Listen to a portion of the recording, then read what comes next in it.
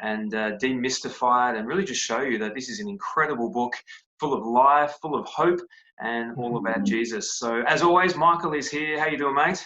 Good, mate. I'm doing well during our time of ISO. Look, it's I really appreciate your time and your perspective, wisdom, and expertise into this book. I know you've studied this amazing book on numerous occasions, and I think as a disclaimer, we can't drill down into absolutely every detail in the book, but I guess our heart behind this is to really show people, maybe for the first time, if you've never read this book Revelation before, why you should read it, and then how to do that. So yeah, it's been good, so I appreciate it. So Yep, been great.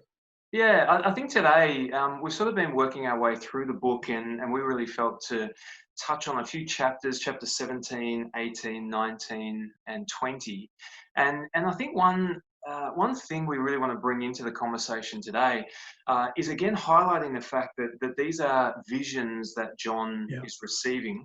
And one question I'd like to ask you today sort of centers around the play or the movement between heaven and earth, because especially in these couple of chapters, we see there's a heaven perspective, there may be an earthly perspective, and then on the back of that, I want you to talk to the fact that sometimes what we're reading needs to be taken literally, and sometimes it needs to be taken figuratively. So there's a bit of a setup, a bit of a ramp for our conversation today. So let's look at these chapters 17, 18, 19, 20.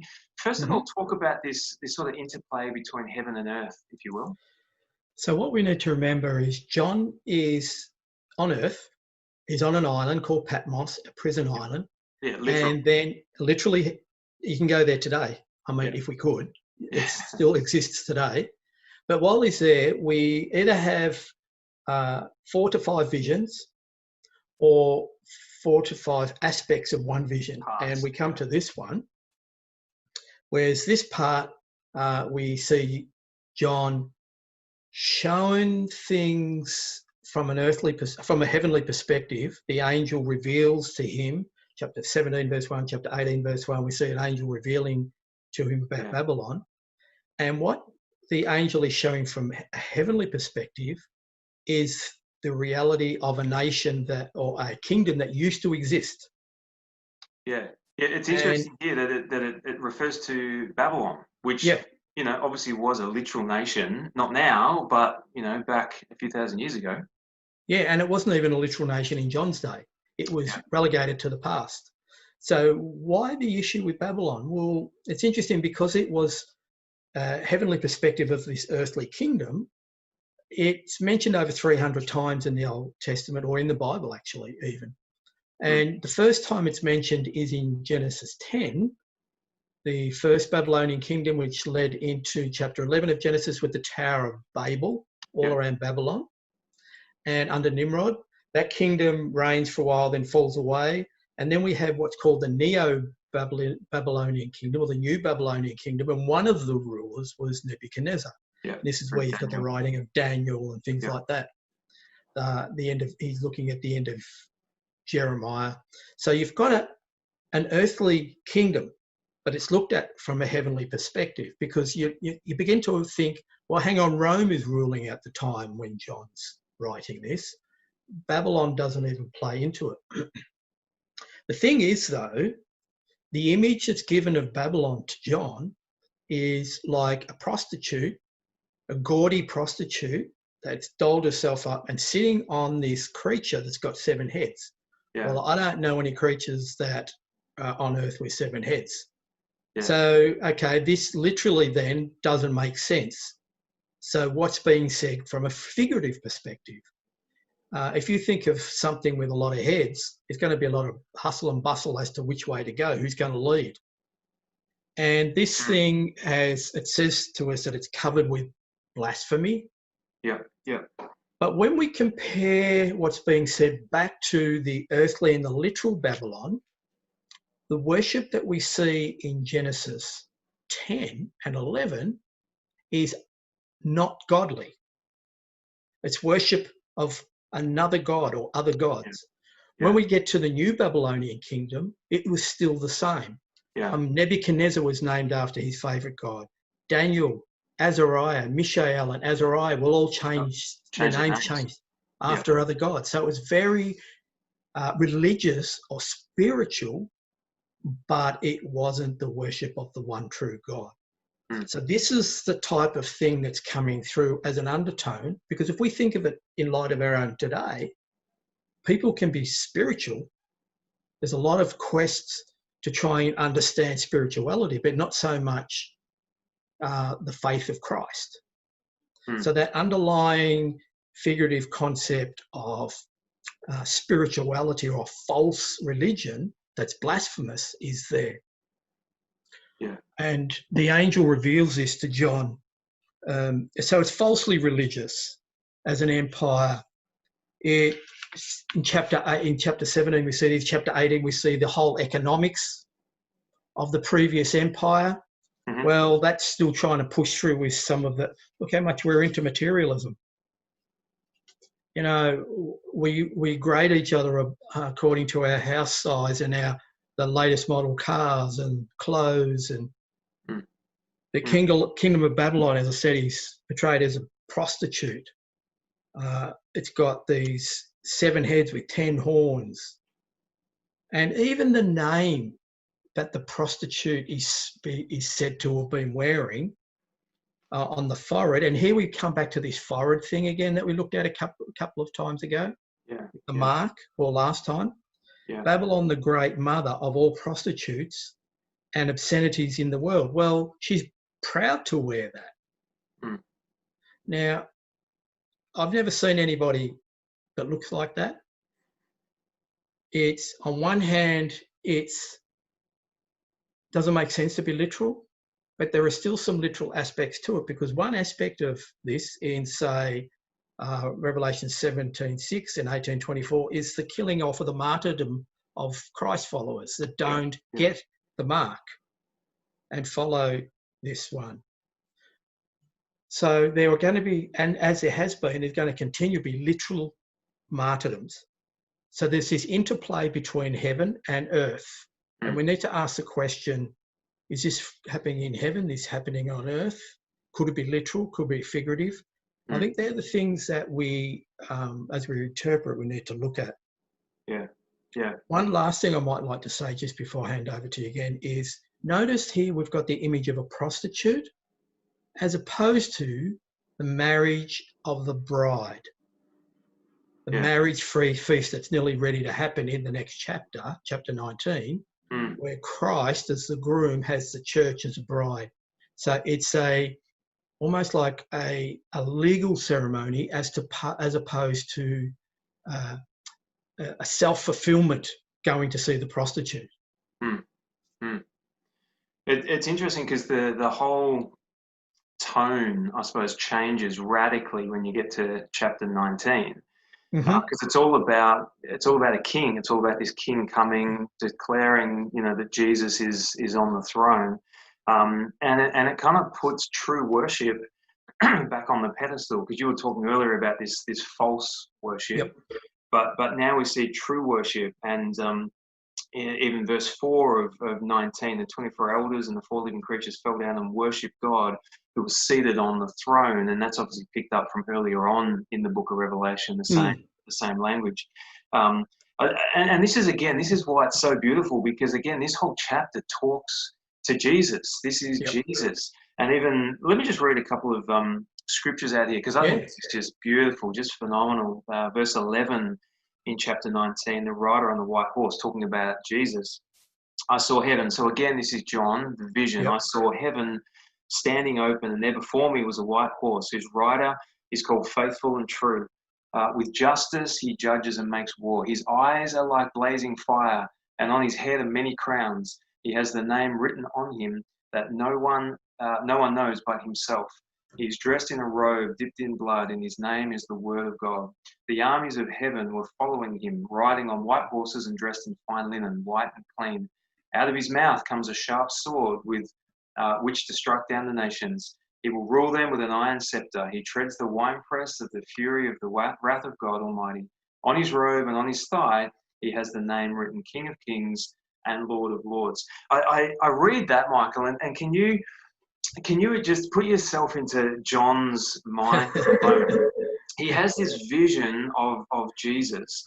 And, I really feel for the guy because he's trying to articulate through language, which is just not cutting, what he actually sees. I kind of feel sorry for him. This is the best description that he could come up with in language with what he actually saw of this vision of Jesus. I kind of feel for him. Yeah, I mean, he's using the vehicle of language, and I can just imagine as he's trying to write this thing down, he's got his quill ready or whatever he's using, his stylus, and he's going, and it was... It's like, yeah, how do you describe it? What do I say here? Yeah. But here we're coming again. Our perspective is in heaven. You've got this worship. The thing that stands out in the book of the Revelation as opposed to any of the other recorded worship in the Bible is this was in heaven. It's not worshippers from earth to heaven. It's worshippers in heaven, worshipping God on the throne, worshipping the Lamb. And there's no hindrance of that worship. There's no weakness in that worship. Yeah. So you've got these first few verses of worship, which leads into the coming of the King of Kings, that John tries to describe what he looks like. And he then, if you notice, flicks back to chapter 1 and he says, there's a sword coming out of his mouth. Yeah. It says that his eyes were like a flame of fire. Well, this is consistent from the first part of the vision to the second part of the vision. And now he begins to explain how they're coming into play. Yeah. We think of some of our movies where the one who's coming to the rescue comes in on the white horse. And this is where it's all coming from. Yeah. Now, some cultures would use black as the hero and white as the anti-hero or the enemy. Here, it's put back into perspective that white or pure is the hero, is the one who's coming to rule in righteousness. Yeah. And he's got this name written on him, Lord of Lords, King of Kings, talking about the crowns as well. And this perspective is in heaven, but it's coming back to earth. Yeah. Again, you see that interplay between. Yeah. So could this be literal? Well, the worship is literal. It's happening in heaven. Is he riding on a horse? Possibly. Does he have a name like this? Well, possibly, because it's consistent. Yeah. If this is an anti-Roman polemic that we mentioned the other week from a Jewish perspective, well, it's not Caesar that's riding in on the horse or the great general. It's the King of Kings. Yeah.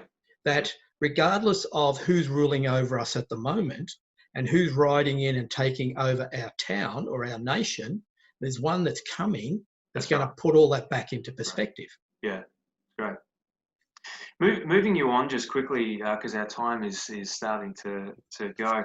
I want to just touch briefly on chapter 20 here, and then we're going to look further. Next time we catch up, we'll spend more time discussing this, because there's some fascinating stuff in chapter 20. But chapter 20 verse 1, I saw an angel, I saw an angel coming down out of heaven, having the key to the abyss, or some translations talk about this bottomless pit. Just briefly, succinctly, what are we talking about, Michael, when we read the abyss or the bottomless pit? This is mentioned probably half a dozen times in the New Testament, and most of them here in Revelation. Mm-hmm. Bottomless pit. Could you imagine being put into a place where there's no bottom forever? You're falling forever. You're clinging to the side forever. It'll be a fearful place, dark forever. And Satan is taken and bound with a chain. Well, I don't think, other than this chain, there's anything that could bind him, because we're speaking of a spiritual being, super powerful, superhuman. But this angel somehow has been given this chain to bind him and put him in this for a period of time, where a lot of people will kill each other over this period of time. But it's a time of punishment, but it's also a time for people to have it's almost like utopia. There's no evil excuse. There's no evil pulling away. There's only righteousness for people to make their choice to follow Christ as their saviour. And yet still some come out the other side of it still not willing to follow. And it goes to show we can't blame the devil. We need to stand up and take responsibility for our own choices. So you're referring to, like, because this chapter obviously then talks about the 1,000 years. Is that where you're heading? Mm-hmm. Yep. So we've got this pit. Is it a literal pit? Well, it's got to be a pit that's willing to hold Satan. Does Satan literally exist? Well, we see the evidence of that all around, and the way that Jesus talked about it, it's a real being. Yeah. And it's interesting then, we don't have time to touch on this for too long, but the 1,000 years, the millennium, obviously there's much debate around, people can be believing, like, when's Jesus coming back? Is it pre-millennial? Is it post-millennial? There's obviously a lot of discussion around that. So again, though, for someone, rather than getting bogged down in the details necessarily, how do we just bring life to this aspect of the conversation? How, if I'm just reading this for the first time, how do I understand this, and what can God speak to me through this sort of millennium conversation? If we remember that the book is about Christ, it's a revelation of Jesus Christ. We need to say, how do I see Jesus in this? So Satan's taken out of the picture. Christ comes and reigns for 1,000 years. Yep. It's a time of righteousness, of peace for this 1,000-year period. What a wonderful time. There's no corona. There's no ISO. It's just a really great time. And for those who believe in a pre-millennial, will say that Jesus came back in his second coming before that time. The post is after it. And there's a third one, the amillennial, who say there is no such a time. It's actually happening now. Well, I don't see it very peaceful at the moment. Yeah. And there's a lot of other things that need to be discussed in all of this. But this 1,000-year period of time is spoken about over and over again. So it would appear, because you've got to remember this is a vision, he doesn't go about 1,000 years. It's not that one time he says 1,000, next time he says 900 or 1,100. Sure. He keeps coming back to this period of time, which appears to be literal. Yeah. You don't have to agree with me, that's fine. And it's now the vision has moved from heaven again, and we're back on earth for this period of time, in this utopian time, which then after it, we've got other things that happen in the book. But that's how, if we're looking at it, is this figurative or literal? Well, literally in that there's a place where Satan's now locked, and there's literal in that we've got this time of peace. Yeah. Heaven or earth? Well, it's happening on earth. Yeah. It's good, and it's hard because we're obviously just skimming over a whole heap of stuff, and we do need to finish up this one. But I think next time we catch up, Michael, we need to just continue with probably the back half of chapter 20 here. Talk about the Great White Throne. We might even talk about a topic that we don't often talk about, the Lake of Fire, and maybe we can focus on that. We can talk about the beast as well. We can talk about hell. Where does hell kind of fit into this? And it's interesting because there are these things that it says in the Bible that are thrown into the Lake of Fire, and this is maybe just a teaser for next time. But the abyss, the bottomless pit, is thrown into the Lake of Fire. Hell is thrown in. Hades, death, Satan, the beast, the false prophet, all of this. We might have a chat along these lines next time. Yeah. Does that whet your appetite a little bit, Michael, to talk about that? Yeah, sure does. A lot of people are scared to read this book. This is such a beautiful book. If we look at it and see Jesus, it can be confusing if it's literal or not literal. Well, I've said this before and I'll say it again, if it makes sense to be literal, it probably is. If it doesn't make sense to be literal, well, it's probably not. But also now I've introduced, is it happening in heaven? Is it happening on earth? What's the movement? Is it coming from heaven to earth? Is it going from earth to heaven? Because it seems to be this undulating back and forward. Yeah, fantastic. Well, we need to finish it there. I do pray that speaks life and speaks hope into many people as you continue to read through this book. So thank you, Michael, once again. No worries. And I think we've sort of set up our topic for next time. So I look forward to delving into that with you once again. We'll see you soon.